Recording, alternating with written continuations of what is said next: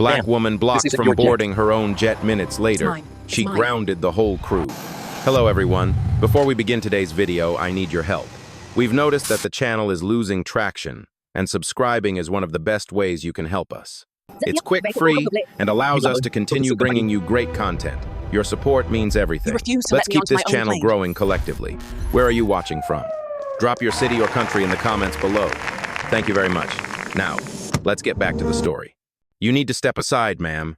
This aircraft isn't for you. The words cut through the morning air like a cold blade. A private hangar, Los Angeles, 7:42 a.m. The sunlight glinted off polished metal, catching the gold trim of a jet that gleamed like quiet wealth. A black woman stood at the bottom of the boarding stairs, her hand resting on a slim leather case.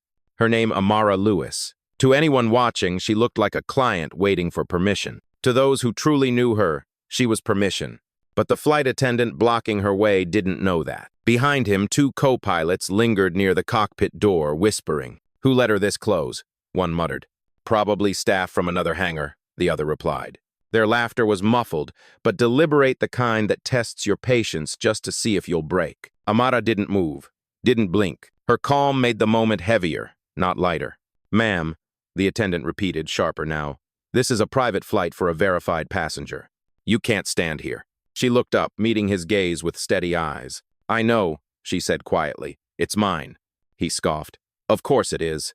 And with one practiced gesture, he reached for the door panel to close it. That's when a voice echoed from somewhere behind him. "Security, we've got a possible trespasser at Hangar 12, quote. Gasps from nearby staff. A pilot shook his head, muttering under his breath. People think they can walk up to anything with wheels and wings these days. The attendant gave her one last dismissive glance. "You're holding up operations, ma'am. Step away before we call the authorities." Her fingers tightened around the leather case, not from fear, but from restraint. She had seen this before. Different airports, different uniform, same tone. The camera would have lingered here, her eyes, calm as still water before a storm. She took one slow breath, then said, "Call whoever you need to. I'll be right here." Before we continue, where are you watching from? Drop your city or country in the comments below. And if you believe in dignity and justice, hit like and subscribe. These stories spark change. And we're glad you're here. Now, back to Amara Lewis. A black SUV rolled up near the edge of the runway, its engine humming low. Two men in suits stepped out, one of them checking his watch. From the corner of her eye, Amara saw them but didn't move. Inside the cockpit, the pilots watched through tinted glass. "She's still there?" one said. "Yeah, guess she's waiting for her boss." "If only they knew." The attendant crossed his arms. "Ma'am, last warning. You need to leave this area immediately." Quote. Amara finally turned her head, her voice calm, deliberate. "You said this isn't my jet." "Yes," he said, impatience flaring. "Then whose is it?" He blinked, unsure how to answer. She tilted her head, letting silence press in like gravity. He tried again. "It's reserved for a VIP client, Amara Lewis." Her eyes didn't waver. "I see," she said softly. "Then you've already met her." The attendant froze. The pilots glanced up. Somewhere in the control tower, a voice crackled through the radio. 12 minutes until departure clearance for Luxair private flight. 407 owner Amara Lewis. But on the runway, no one breathed. The moment hung there, the kind that rewrites what power looks like. And for the first time, the man who had tried to keep her out realized he'd been guarding a door that never belonged to him. The wind shifted across the tarmac, carrying that clean jet fuel scent that only airports have. Amara didn't move. She let the silence speak louder than any protest could. Inside the control tower, the intercom buzzed. "Hangar 12, confirm identity of subject at the jet stairs." The attendant's voice trembled slightly as he replied, "Still claiming ownership of the aircraft, sir." Claiming. That word hung in the air like a verdict. But Amara wasn't claiming anything. She was confirming it. A few steps away, a young maintenance engineer, Miguel Ortiz, early 30s, grease on his sleeves, hesitated. He'd seen her once before, on a company broadcast. He couldn't quite place it, but her voice, it carried the same authority that silenced a boardroom. Still, he said nothing. Not yet. Amara finally lifted her phone. The screen glowed faintly against her skin. A single message from Nia, her executive assistant, flashed. "Audit test in progress. Do you want me to intervene?" Amara typed back only 2 words. "Not yet, because this morning wasn't an accident. It was an experiment, quiet, deliberate, and necessary. For months, she'd heard complaints about appearance bias from clients of her company, Luxair Global. Some said staff treated people differently depending on how they looked, how they dressed, how they spoke, how they fit the image of wealth. Amara wanted to see it herself. No PR filters, no assistants, no warning, so she came as herself. No uniform, no entourage. Just a woman with calm eyes and ownership papers encrypted on her tablet. The irony? Her disguise worked too well. "Ma'am, I need to ask you again," the attendant said, stepping closer. "This area's restricted. You can't stand here without authorization." Amara met his eyes. "Authorization," she repeated softly. "Interesting word." She smiled faintly. "You think power needs permission?" The attendant frowned. "Excuse me?" But she didn't answer. She was studying her jet the way a composer studies the final note of her own song. In the distance, two more staff walked over. One carried a clipboard, the other had a phone pressed to his ear. Their whispers carried, "Who called her in?" "Nobody, she just walked up." "You believe that?" The situation was turning into theater, and Amara could feel the script writing itself. She took another slow breath and spoke evenly. "I'll wait for the captain. Maybe he remembers who signs his checks." The attendant rolled his eyes. "Nice try." But even as he turned to call security, the man inside the cockpit glanced out again. Something about her posture, the stillness, the confidence made him hesitate. "Hey," he murmured to the co-pilot. "She looks familiar." The co-pilot shrugged. "If she was important, we'd know." If only they did. The camera would frame her here, sunlight behind her, jet gleaming, the hangar quiet except for the sound of distant rotors. A woman waiting not for justice, but for proof. That's when her phone vibrated again. "Nia, media alert. A witness just started recording. Do you want to stop it?" Amara's fingers paused above the screen. Then she typed, "Let them record. Some lessons need an audience." She slipped the phone back into her jacket, her reflection mirrored in the polished surface of the plane. For a brief moment, her expression softened, not anger, not fear, but something deeper. Memory. A flash of another airport years ago, a younger Amara in a cheap suit, holding a paper ticket, told by a smiling agent, "You don't look like someone who flies first class." Back then, she swallowed the insult. Today, she owned the runway. The attendant crossed his arms again, louder now, his tone tightening to authority. "Last warning, ma'am. You step back or I'll have you removed." Amara turned slightly toward him, calm as ever. "Then I guess you'll be making 2 calls, one for security and one for your supervisor." Quote. He blinked. "Why's that?" "Because you're about to lose both." The line landed cold. And as his walkie-talkie crackled with static, the quiet morning on that runway started to change. The hangar doors groaned wider, letting in the echo of spinning turbines from a nearby jet. The air tasted of metal and heat. Amara stayed where she was centered, still, unbothered, while everyone else moved around her like static. The attendant, name tag reading C. Miller, stepped forward again, headset crooked, pride intact. "Ma'am, this area's for verified passengers only," he said, forcing calm that sounded more like control. His tone had shifted quieter but colder. Behind him, one of the pilots leaned against the stair rail, smirking. "Maybe she's an influencer," he whispered. "Or someone's assistant." "Yeah," the other replied. "Some people love pretending to belong." The words weren't meant for her to hear, but she did. Every syllable. A younger Amara in a cheap suit, holding a paper ticket, told by a smiling agent, "You don't look like someone who flies first class." Back then, she swallowed the insult. Today, she owned the runway. The attendant crossed his arms again, louder now, his tone tightening to authority. "Last warning, ma'am. You step back or I'll have you removed." Amara turned slightly toward him, calm as ever. "Then I guess you'll be making 2 calls, one for security and one for your supervisor." A maintenance truck idled nearby, its driver Miguel Ortiz pretending to check a panel while he watched. Something in his gut twisted. He'd seen this pattern before. A calm black woman surrounded by uniforms, convinced she didn't belong. He muttered under his breath, "Don't do this, man." But no one heard him. Inside the cockpit, Captain Reynolds finally appeared, tall, mid-50 seconds, voice firm. "What's going on out here?" he demanded. Miller straightened, instantly deferential. "Possible trespasser, sir. She's refusing to leave." Amara looked up at him, not defiant, not defensive, just direct. "Is that what he told you?" Reynolds crossed his arms. "Do you have proof of ownership, ma'am?" "Do you?" she asked. The question froze him mid-step. He glanced at Miller, then back at her. unsure what rulebook covered this. The kind of question that turned power into panic. He cleared his throat. Our manifest shows the flight is reserved for an Amara Lewis. Yes, she said evenly, it does. Miller rolled his eyes. And you're claiming to be her? Amara's tone sharpened, not raised, but sharpened. I'm not claiming to be anything, I am her. Silence. Even the engines seemed to pause. From across the tarmac, a woman in a black business coat hurried toward them, phone in hand, face tight with alarm. Nia, Amara's assistant, had arrived faster than expected, but before she could speak, Amara held up a hand. Not yet. It wasn't time. The test wasn't finished. Miller turned to Reynolds. See? She's got backup, probably trying to stage something.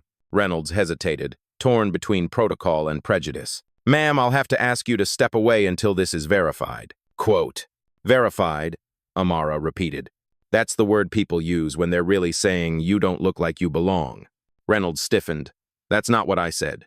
No, she replied softly, but it's what you meant. The words landed with precision, quiet but undeniable. Miguel couldn't take it anymore. He walked closer, wiping his hands on a rag. Captain, he said carefully, that's her. She's on the ownership list. I saw her name during last month's compliance update. Reynolds turned, irritated. You stay out of this, Ortiz. Miguel's jaw tightened. With respect, sir, staying out of it is the problem. The captain glared, but something in Miguel's tone made the other staff step back a little. A small crack had appeared in their armor of authority. Amara glanced at Miguel briefly, one nod. Silent gratitude. Then she turned to Miller. You've now had 3 chances to listen, she said. And you failed all 3. Miller scoffed. I'm just doing my job. She stepped closer, her voice calm, low, dangerous. No, you're doing what bias taught you to mistake confidence for a threat and dignity for defiance. The words didn't shout. They sank. The kind of truth that echoes longer than noise. In the background, Nia's phone buzzed again. She met Amara's eyes, a subtle question. Do we end it here? Amara shook her head. Not yet, she mouthed. Let them finish the story they started. The hangar fell still. Even the gulls circling above seemed to wait for what came next. And in that waiting, in that breath between arrogance and consequence, the balance of power began to shift. It started with a tremor not in the ground, but in the room's energy. That fragile, humming quiet that comes before someone finally decides enough is enough. Miguel stepped closer to the stairs, wiping grease off his hands with a rag that now trembled slightly. He wasn't supposed to speak. Maintenance staff never did. But injustice had a sound, and right now it was deafening. Captain Reynolds, he said, voice low but carrying. I recognize her. That's Miss Lewis. I saw her name on the ownership list when I serviced this jet last quarter. Quote. Reynolds turned sharply. You're out of line, Ortiz. But Miguel didn't move. He dropped the rag, folded his arms, and faced him square.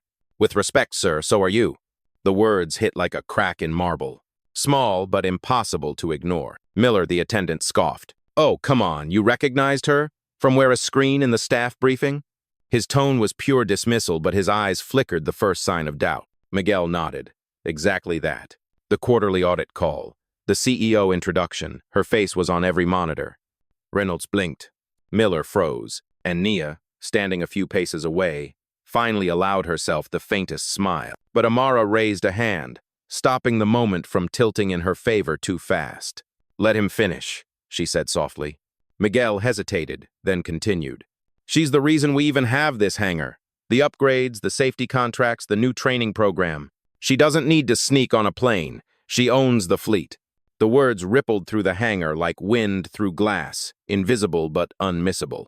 A few ground staff nearby exchanged uneasy glances. One of them, a young woman in a neon vest, whispered, Wait, the CEO's a black woman? Her co-worker replied under his breath, Guess that memo didn't circulate. Miller tried to laugh it off, but the sound came out brittle. Okay, fine. Suppose she's the CEO.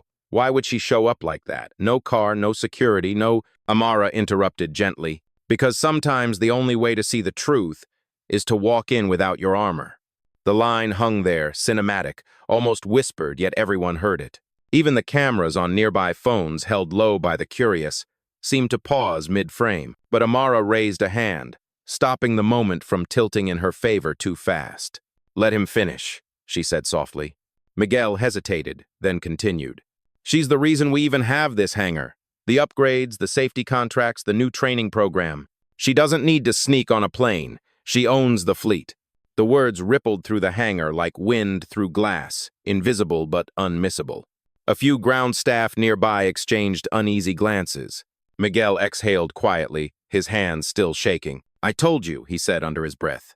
But Amara wasn't looking for applause. She turned toward the attendant, not angry, not smug, just steady. "This moment," she said, "is what happens when assumption takes the pilot's seat." That's when her phone vibrated again. "Nia, media alert. A witness just started recording. Do you want to stop it?" Amara's fingers paused above the screen. Then she typed, "Let them record.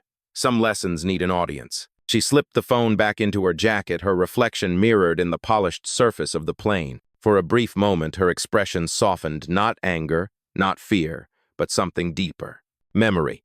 A flash of another airport years ago. Quote. Another added, "Yeah, she walked the line, shook hands with every tech. Didn't even bring press." Reynolds ran a hand over his face.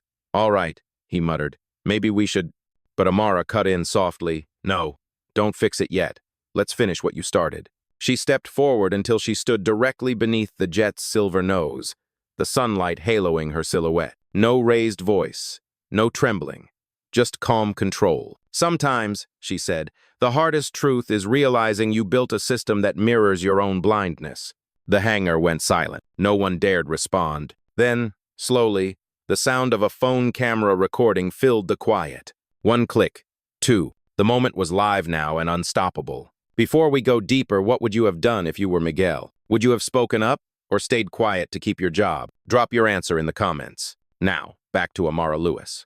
Because while the truth had surfaced, justice hadn't landed yet, and what was coming next would shake the entire crew to their knees. The truth was out, her name confirmed, but that didn't stop the reflex.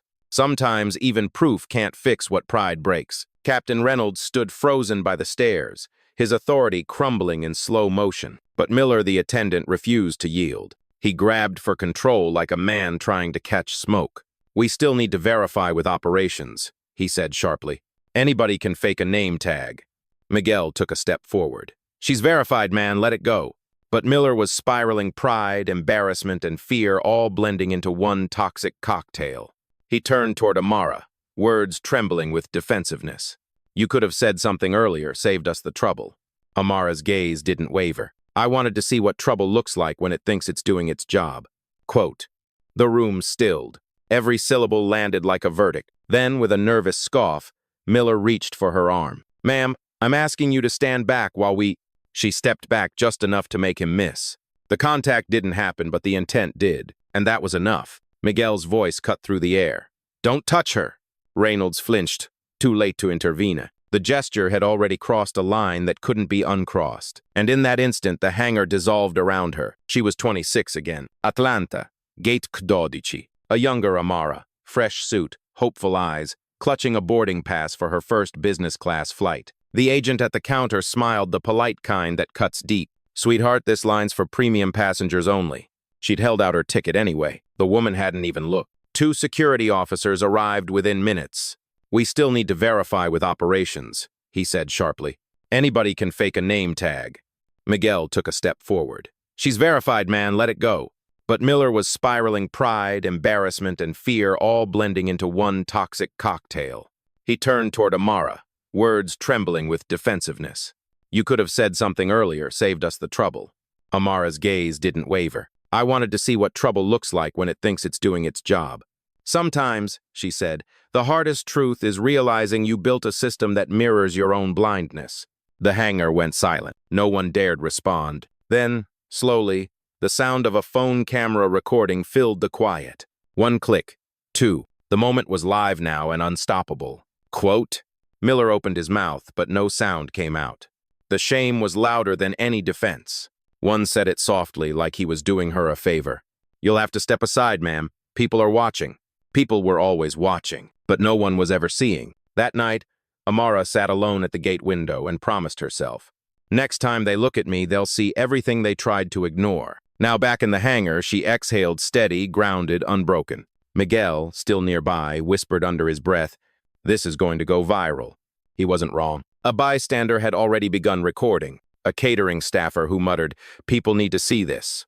The red light of a phone camera blinked faintly in the distance, capturing the moment bias met consequence. Miller, still defensive, tried one last stand. You can't threaten my job over a misunderstanding. Amara looked him dead in the eye. I don't threaten, I document. Quote. Her words landed flat, cold, final. Then she tapped the side of her earpiece. Protocol 7, she said quietly. Activate audit mode. Nia's voice came through instantly, professional and calm. Audit mode live. Every word and action within 20 meters is now recorded to corporate compliance servers. The hangar filled with an almost mechanical silence, the kind that hums right before a verdict. Reynolds swallowed hard. What happens now? Amara's answer was simple. Across the hangar, Nia's phone buzzed again. She glanced at the screen, then whispered, Ma'am, corporate's watching the live feed. They want to know if you want to proceed. Amara's eyes flicked toward her. Not yet, she said. I want them to learn before they're punished. Her tone was calm, but beneath it, something was shifting. This wasn't just confrontation. It was education, enforced by silence. Before we continue, let me ask you something. If someone disrespected you in a place you built, would you walk away or make them remember who they were talking to? Let me know in the comments. Now, back to Amara Lewis. Now, she said, we see who keeps their wings and who doesn't. Because the next moment, the turn, wouldn't just change the crew's fate. It would expose everything wrong with how power is seen and who's allowed to hold it. For a full 10 seconds, no one breathed. The hangar lights hummed overhead, the only sound in a room that had stopped believing its own rules. Miller stood stiff, jaw locked, eyes darting between Amara, Miguel, and the tablet now glowing with her name. She took one small step forward, the heel of her shoe echoing like a gavel across the concrete floor. You denied boarding, she said quietly, to the woman who owns this jet. No shout, no anger, just precision, the kind that cuts deeper than volume ever could. The moment cracked open. Miguel exhaled like he'd been holding his breath since dawn. The ground tech by the door muttered, Damn, she is the boss. One of the younger co-pilots whispered to himself, We're dead. Miller tried to recover, his voice trembling. Ma'am, it wasn't. You didn't what? Amara asked softly. Didn't mean to assume?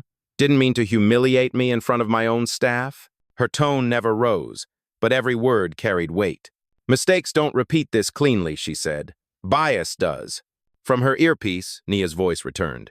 Corporate leadership requests confirmation of immediate response. Amara's eyes stayed on Miller. Proceed. Understood, Nia replied, initiating personnel review and access suspension. And then it happened. All at once, the attendant's tablet blinked red. A sharp tone sounded. A message flashed across his screen. Access revoked. Employment status. Under review. Miller froze. The moment cracked open. Miguel exhaled like he'd been holding his breath since dawn. The ground tech by the door muttered, Damn, she is the boss. One of the younger co-pilots whispered to himself, We're dead. Miller tried to recover, his voice trembling. Ma'am, it wasn't. You didn't what? Amara asked softly. Didn't mean to assume? Didn't mean to humiliate me in front of my own staff? Her tone never rose, but every word carried weight. Like someone who'd fought this battle too many times to enjoy winning. Reynolds' voice cracked. Miss Lewis, please, we can fix this. I had no idea who you— She raised a hand. That's exactly the problem, she said. You only respect people once you know their title. But real professionalism doesn't need introductions. The line hit like thunder in a silent sky. Miller looked at her pale, hollow, lost. He tried to speak, but she cut him off gently. You called me a liar. You called security. You touched me. She paused. And you did all that in the name of safety. She let the word hang there. Safety, the word people always use, when they mean control. Tell me, she continued quietly, who exactly did you think you were protecting this plane from? No one answered. Because the truth was sitting right in front of them, patient, powerful, undeniable. Outside the hangar, the wind picked up, carrying the faint hum of nearby engines. A plane took off somewhere far away, its shadow sliding over the floor like a moving reminder. Some people rise, others stay grounded. Amara turned to Nia, her voice firm. Send a notice to HR, and make sure the audit file is made public for staff training. Already uploading? Nia replied. Amara nodded once, then looked back at the crew. Consider this your lesson, she said softly. Humility flies farther than ego ever will. Before we continue, tell me this. Do you think she went too far? Or did she do exactly what justice required? Drop your thoughts in the comments below. Now, back to Amara Lewis. Because while the humiliation was over, the reckoning, the full collapse, was just about to begin. The hangar, once loud with engine hum and ego, had gone still. Even the air felt suspended like it was watching. One by one, the access lights above the crew's heads blinked from green to red. Their badges buzzed. The screens at the check-in desk dimmed, then logged out with a sterile chime. Every system tied to their credentials, flight plans, clearance codes, internal comms, shut down in real time. Miguel looked up at the control tower window the supervisors were watching. No one moved to intervene. No one could. Miller stumbled back toward the desk, eyes wide. "What's happening?"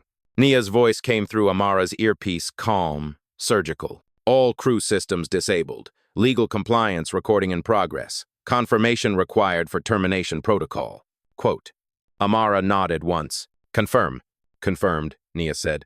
"Effective immediately." A tone pinged through the hangar like a sonar pulse. Then the notifications began to roll in. "Access denied. Account locked. Flightcraft status terminated." Miller stared at his tablet as if it could apologize. It couldn't. Reynolds tried to speak, voice shaking between anger and pleading. "Miss Lewis, please, this doesn't have to be permanent." Amara turned toward him slowly, her calm unwavering. "Neither does bias," she said. "But it keeps coming back, doesn't it?" The young co-pilot set his headset down on the counter, hands trembling. "I didn't mean," he began, but Amara stopped him with a small gesture. "I know," she said gently. "Most people never mean it. That's what makes it so dangerous." The words sank deep, quiet and merciless. Every eye in the room dropped. Behind her, Miguel took a breath, steady, defiant, and said to no one in particular, "Guess the system finally works?" For the first time, Amara smiled a small, exhausted smile. "Sometimes," she replied, "you have to build your own." A few of the onlookers had started filming openly now, not out of malice, out of awe. One whispered, "She just fired them all. On their own jet." Another answered softly, "No." She corrected them. Miller stepped forward, face red, voice breaking. "You can't just erase people." Amara's eyes softened, but her tone didn't. "I didn't erase you," she said. "You erased yourself when you forgot who you were serving." She paused, letting that line sit in the air until it hurt. Then she turned toward Nia, who had quietly walked closer, tablet in hand. Nia's voice was steady. "All terminations logged. HR notified. Statement requested for public file." Amara exhaled. Then she spoke for the record and for everyone listening. Today's incident wasn't about race alone. It was about arrogance, the kind that hides behind uniform and procedure. But justice doesn't shout. It documents. The microphone on Nia's tablet caught every word, and somewhere on a corporate server in Dallas, the file saved with a single tag. Leadership example, A. Lewis. Outside, the morning light had shifted warmer now, softer. Planes taxied in the distance, free and unbothered. Amara turned toward the jet door, her reflection flickering in the silver hull. She said quietly to no one in particular, "Let's get this plane ready. We still have a world to fly." Miguel stepped forward, respectful. "Yes, ma'am," he said. Then, under his breath, "About time someone flew above it all." The cameras were still recording. But what they captured wasn't rage, it was composure. Not revenge correction, not humiliation balance. Justice had landed. And it was silent, precise, and absolute. "Before we close, tell me this. If you were in her shoes, would you have done the same? Or walked away, letting them learn too late?" Drop your answer in the comments below. Now, back to Amara Lewis. Because after justice comes reflection, and in that reflection, she was about to leave one final message. The world would never forget. The hangar was quiet again. Not the kind of silence that follows chaos, the kind that restores it. Sunlight streamed through the glass panels above, scattering across polished metal and concrete. A few of the crew, now former crew, stood frozen in the corner, small, pale shadows against a woman who had simply refused to shrink. Outside, the morning light had shifted warmer now, softer. Planes taxied in the distance, free and unbothered. Amara turned toward the jet door, her reflection flickering in the silver hull. She said quietly to no one in particular, "Let's get this plane ready. We still have a world to fly." Miguel stepped forward, respectful. "Yes, ma'am," he said. Then, under his breath, "About time someone flew above it all." Before we continue, tell me this. Do you think she went too far? Or did she do exactly what justice required? Drop your thoughts in the comments below. Now, back to Amara Lewis. Her voice carried steady, no microphone. No announcement. It didn't need either. I didn't raise my voice today, she began. Because I didn't need to. She looked at Miller, then Reynolds, then the silent faces of the staff still watching from a distance. Respect isn't earned by shouting louder. It's earned by standing taller, especially when others try to cut your height in half. She took one more step up, her reflection glinting on the jet's silver skin. Amara Lewis walked toward the base of the jet stairs, her steps measured, heels echoing softly like a metronome counting down the final act. Nia fell in beside her, tablet in hand. All actions are logged, she said. HR requested a closing statement for the Internal Ethics Board. Amara stopped halfway up the steps. She turned not toward the boardroom that would receive the file, but toward the people standing there. The ones who had doubted her, the ones who had watched. What happened here wasn't an accident. It was a habit of underestimating, of assuming, of deciding who belongs and who doesn't. The hangar stayed still. The hum of another departing aircraft filled the pause between her sentences like punctuation. I built this company to change how people travel not just in distance, but in dignity. And that starts right here, in how we treat the person standing in front of us. A few of the onlookers lowered their cameras not out of fear, but respect. Miguel stood by the maintenance truck, hands in his pockets, pride glowing quietly in his eyes. Nia nodded to herself, uploading the final segment. Miller looked down. Reynolds opened his mouth to apologize, but Amara stopped him with one last line. Gentle, final, unforgettable. You thought I didn't belong here, she said softly. But I built the runway you're standing on. The words hung in the air like smoke catching light. Not anger, not triumph, just truth. Pure and unfiltered. Amara turned and climbed the final steps, her hand brushing the chrome railing. The door of her jet opened with a soft hydraulic hiss. She stepped inside without looking back. Outside, Miguel watched as the door closed, and the engines began their low, steady growl. He smiled. She didn't raise her voice, he whispered. She raised the standard. The jet rolled forward, sunlight glancing off its tail as it turned toward the runway.